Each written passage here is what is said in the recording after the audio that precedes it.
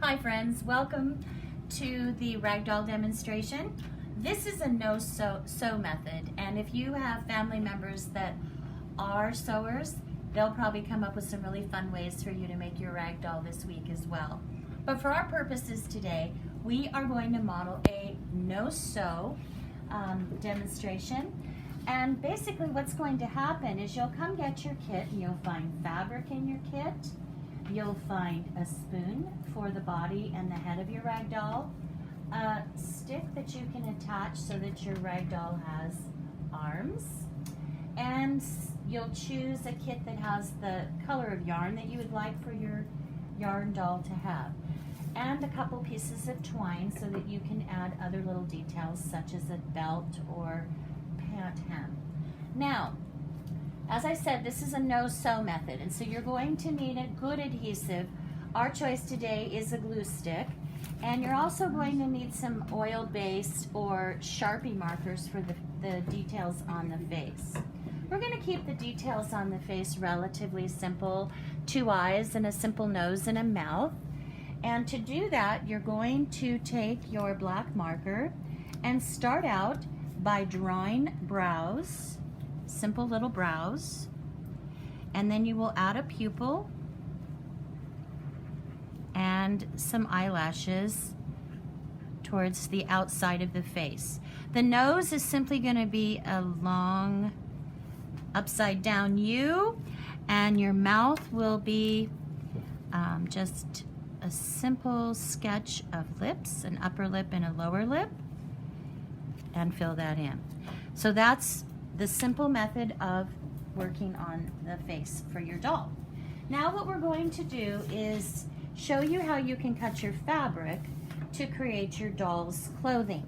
You're going to get a nice long strip of fabric that was donated by one of our wonderful Milton Freewater friends, and she chose fabrics that were more along the lines of the pioneer era.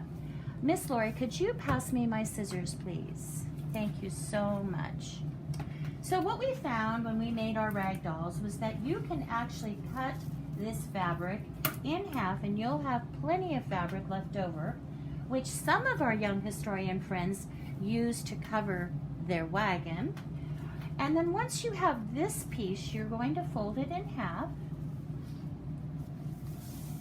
And then you're going to do a very simple 1/2 inch cut in the center on the fold in this manner.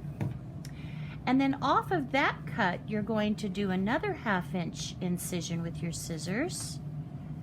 And that is going to create a neckline that we will attach to the doll. Now, before we put the clothing on the doll, we are going to attach a twig from the yard. This is something that the pioneer children may have done just to create a more realistic doll. That's going to need some time to dry. So what I'm going to do is I'm going to take a piece of twine and I am going to crisscross it a couple of times. That'll just add extra reinforcement to hold that stick in place until your glue has an opportunity to really set and dry. So there's the possibility of an arm. Now what you do is really up to you, friends. This is just one example of how it can be done. Now you have an incision that's going to allow you to slip the clothing over your doll. And at this point, you're going to gather the fabric over the arms, and I like to tie a piece of twine separating the upper bodice from the bottom section of the clothing. Now for now, we've created a girl or a female doll. And before I'm finished, I'll show you the simple things that you can do to create a male doll if you would like to do so. Now this is probably our most complicated part of the doll. You're going to need a piece of Scotch tape, and you'll want to turn that upside down so the sticky side is up.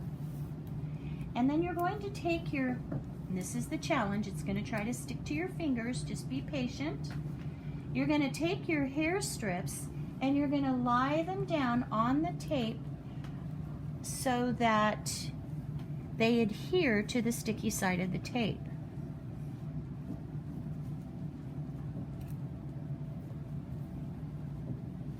Simply get those on the tape and kind of spread out and flat. You are going to be doing a little trimming if the hair is a little uneven. Don't worry about that. Pioneer children weren't too concerned about good or bad hair days.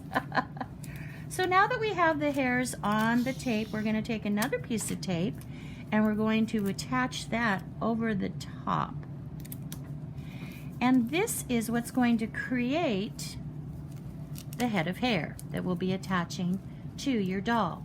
Now you will notice that the tape has kind of a broad band on both sides, and where this is very handy for us is that when we apply our adhesive, that'll give us